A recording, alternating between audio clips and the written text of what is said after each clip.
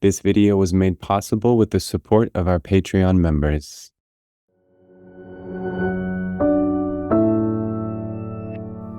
Thank you, as always, for tuning into the Psychology Is podcast. In each of the 60-plus episodes we've published so far, I've introduced you to a guest. But this episode is different. It's just me today. So in case we haven't met, my name is Nick Fortino. This podcast is associated with the Psychology Is YouTube channel, and the name of the podcast is based on the saying, where people are, psychology is. I want to give a big shout out to our patrons whose monthly contribution to the project is helpful financially and even more helpful psychologically. It's a sign of your belief in what we're doing, and it's very motivating, so thank you. And thanks to all our subscribers and to you who is listening now. I recently contributed an article to the website Mad in America. It was entitled ADHD and Weak Muscle Disorder. We also released a video on Psychology Is, in which I express what I wrote in that article. This video you're watching now reminds me of a video we released a few years ago in which I reflected upon a statement I made on the Twitter platform about PTSD, suggesting that the persistent stress that follows a traumatic experience does not constitute a mental disorder, and thus the D in PTSD may be inappropriate. That statement garnered strong mixed reactions, and in that video, I highlighted some of the critical comments people made and how those comments influenced my thinking. And that's what I'm doing here, this time about the ADHD and weak muscle disorder article and video. So the article also garnered strong mixed reactions. I'm glad it struck a chord in a very positive way for many people, but I want to focus right now on the harshest critical comments, and maybe one in particular. So for context, it would be best to read that article or watch the video first. But if you don't have time for that, I'll summarize the point of the message as this. ADHD is a construct that conceptualizes problematic levels of inattentiveness and impulsivity as a distinct condition, as a mental disorder. I point out that inattentiveness and impulsivity that interfere with a person's functioning are continuous, not discontinuous, with normal levels of inattentiveness and impulsivity, meaning there is no organic uncrossable gap between having it and not having it, or more accurately put, between meeting the criteria and not meeting the criteria. Additionally, inattentiveness and impulsivity can be improved upon because these symptoms are influenced by malleable psychosocial factors. Therefore, a person can experience an improvement in their inattentiveness and impulsivity to a degree that they would no longer meet the criteria for ADHD. So like high blood pressure is continuous with normal levels of blood pressure, and it can be lowered through lifestyle changes. Down syndrome is discontinuous with normal functioning. There is a real gap separating people who do and don't have it. ADHD is like high blood pressure in this regard, not Down syndrome. A person with Down syndrome will always have Down syndrome. ADHD is not like that. An additional point I made in the article and video was that diagnoses of mental disorders are descriptive, not explanatory. Therefore, saying that you are easily distracted because you have ADHD would be like saying that your muscles are weak because you have weak muscle disorder. So it was very interesting to see the comments that came in. The comments on the actual article were generally in favor of the points I made. However, the article was shared to the Mad in America Facebook page, and that post drew many unfavorable comments. And a theme in those comments was that I was being ableist. I can't really tell if the people who left these comments read the whole article or were reacting more to the provocative title and preview of the post, but either way, I want to address these comments here.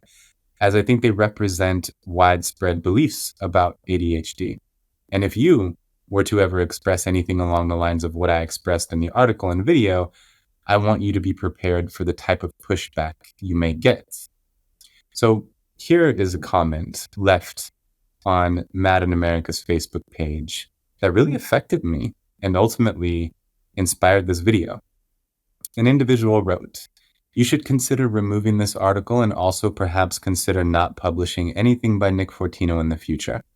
This piece is ableist and it contains an abundance of harmful and incorrect opinions that are not fact.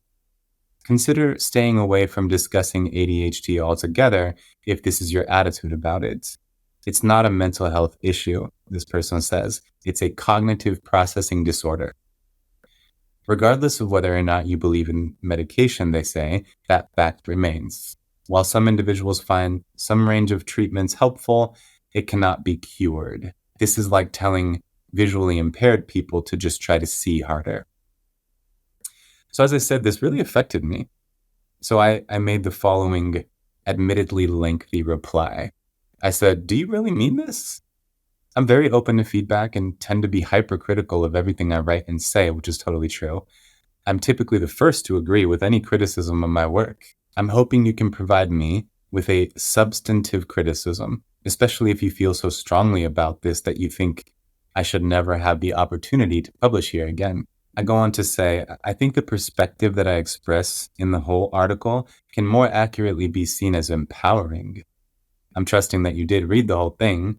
So can you tell me what from the article constitutes a harmful and incorrect opinion? And please quote, if you don't mind. Also, on what grounds do you so definitively assert that this is a cognitive processing disorder? Nowhere in the DSM do you find that phrase to describe this condition. Your statement that this cannot be cured makes me think you may be underappreciating the arbitrary nature by which the clinical line is drawn. As I speak to in the article, for conditions that are discontinuous with normality, or we could say neurotypicality, such as Down syndrome, it is logical and accurate to say that they cannot be cured. Do you think ADHD is discontinuous with normal inattentiveness and hyperactivity? And not only discontinuous, but fixed in nature?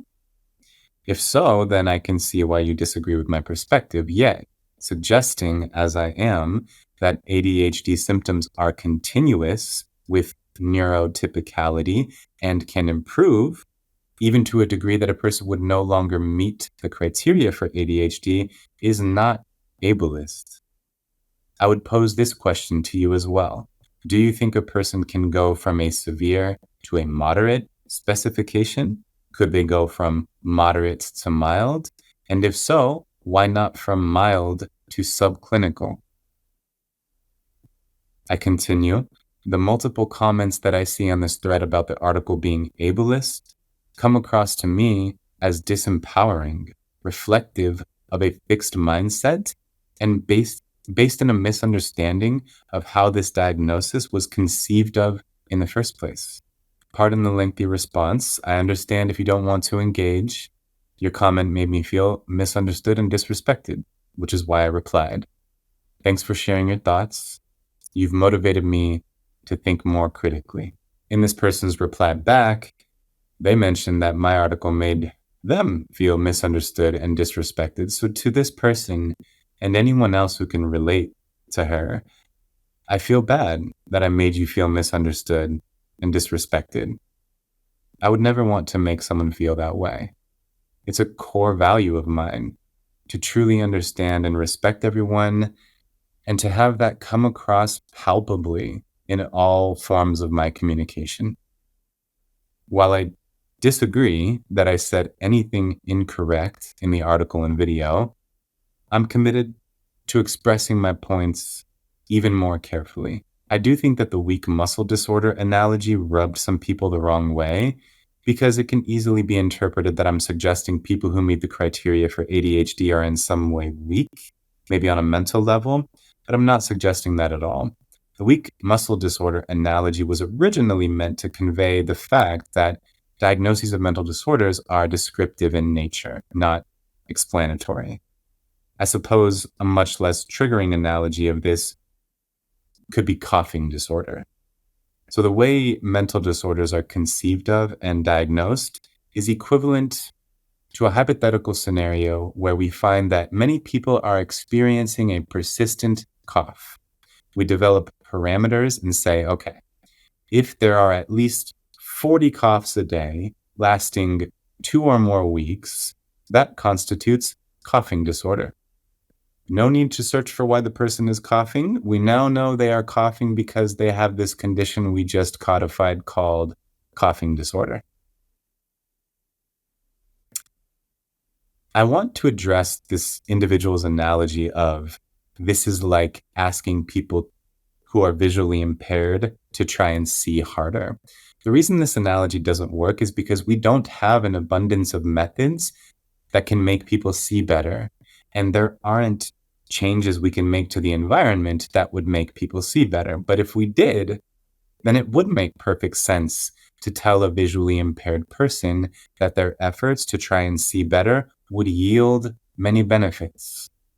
With attention and impulse control, there is an abundance of methods known to improve upon these faculties, and there are many ways one can either change their environment to one that facilitates an improvement in attentiveness, or seek out non-pathologizing environments for which a heightened need for novel stimulation and a nonstop motor is quite suitable. A person meeting the criteria for ADHD would benefit from employing these methods and seeking out or making environmental changes. And lastly, very importantly, if there is no method that's working, and it truly does feel impossible for any internal or external change to affect positive change, then there may be a biological root to this, one that you have stopped searching for because you have been misled into believing that the diagnosis is why you experience the symptoms. In other words, people often stop trying to figure out what's causing their inattentiveness and impulsivity when they get diagnosed with ADHD. But that is misguided. That would literally be like stopping the search for why you're coughing a lot if someone merely tells you that you're coughing a lot. A better counter-argument to my argument is this. There is evidence that people who meet the criteria for ADHD have distinctly different brain function. So, you might say, this proves that people with ADHD are distinctly different, and that claiming they can improve upon their symptoms is unrealistic, that it is like asking a visually impaired person to try and see harder. In a 2010 article entitled The Neurological Basis of ADHD, the authors state, structural imaging studies show that brains of children with ADHD are significantly smaller than unaffected controls. The prefrontal cortex, basal ganglia, and cerebellum are differentially affected, and evidence indicating reduced connectivity in white matter tracts in key brain areas is emerging. Now, this is complex because the evidence is mixed on this issue. If these biomarkers were consistent, they could be used as standalone diagnostic tools, but of course, we're nowhere near that. But let's consider that evidence I cited and assume that there is a distinct neurological functioning of people presenting with ADHD symptoms. Identifying brain activity associated with a certain behavior does not prove that the brain activity is causing that behavior. These are neurocorrelates to behavior. Our neurological activity can reflect behavior and environmental conditions. Experience can be the basis of brain activity, as much as brain activity can be the basis of experience. For example, consider the fact that when you scan the brains of combat veterans, you see enlarged amygdalae. Is a soldier's enlarged amygdala the basis of his being in combat and needing to be hypervigilant? No. The soldier's environment and mentality is the basis of the enlarged amygdala. I fully expect people with a similar behavioral profile to have a similar neurological profile. And it's complex also because sometimes the brain can be the basis of behavior. Brain injuries are the easiest example of that. If a person has a stroke that affects one of the language centers of the brain, their use of language will be impaired. If you were to take, the most impulsive and inattentive kids you could find and scan their brains, I would be surprised if they didn't have similar atypical neurological activity. But I think the spectrum of atypical neurological activity you would likely see would reflect the spectrum of symptom severity, extending continuously into the moderate, mild, and subclinical levels of this atypical functioning. Just because you discover neural correlates doesn't mean that the condition is discontinuous with normality. And moreover, it doesn't mean that it is unchangeable. Evidence abounds of the brain's changeability, of neuroplasticity. Sarah Lazar and her colleagues at Harvard University, for example, have demonstrated through multiple studies that mindfulness meditation can lead not only to subjective improvements in attention, but also to measurable changes in brain structure. These changes include increased gray matter density in the prefrontal cortex, which is a brain region associated with attention control and emotion regulation. And these changes also include reduced amygdala size, which is associated with impulsivity. So the findings suggest that even a relatively short period of meditation can induce neuroplasticity and enhance attentional capacities. To tell a child who has been diagnosed with ADHD that they'll always have ADHD, that there's no cure, that their struggles with attention and impulse control can't be improved upon is completely disempowering, invalidating, and just inaccurate. One more note on the neurological basis of mental disorders. Sometimes I like to Google psychology-related topics as if I'm someone who has never studied psychology. If you Google the question, is there a neurological basis for ADHD? The Google AI assistant will say yes.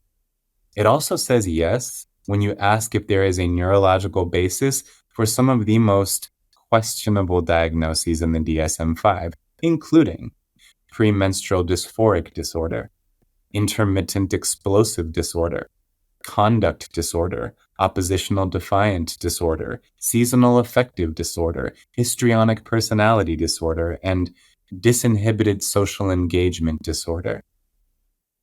I can't roll my eyes hard enough at this.